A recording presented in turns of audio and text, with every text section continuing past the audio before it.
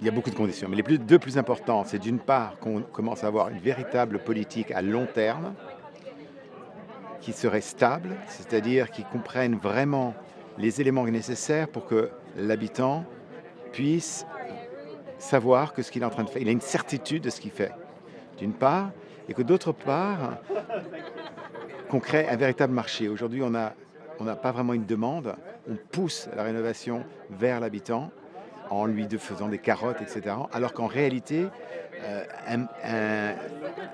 une rénovation devrait lui donner un monde plus sain, plus confortable et plus sécure. Ça, ce n'est pas encore passé parce qu'on se concentre trop sur la technique énergétique surtout, alors que c'est un tout. D'accord. Et lui offrir des financements au moins 20 ans, 30 ans.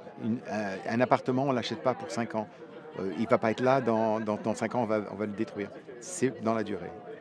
Et donc, de créer vraiment des opportunités de financement qui soient de plus de 25 ans minimum et qui ne soient pas liées à l'habitant, mais à son habitat. Parce que c'est l'habitat qui reste, non pas l'habitant.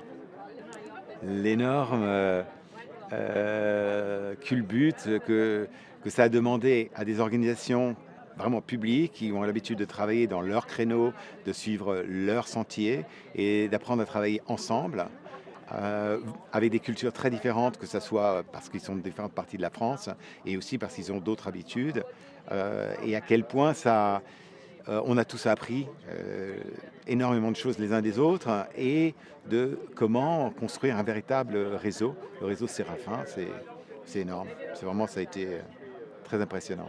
Bah, ça a été une éducation. Séraphin, ça a été au départ d'utiliser l'exemple Séraphin pour faire l'argumentaire dans le reste de l'Europe, puisque moi je travaille surtout en Europe, je ne travaille pas en France directement. Mais ensuite, ça a été de ce que ça m'a appris à moi et de poser toutes les questions de qu'est-ce que c'est la collaboration, comment est-ce qu'on met en place des nouveaux schémas économiques euh, qui vont permettre d'accélérer les rénovations. Parce qu'au bout du compte, il faut qu'on accélère.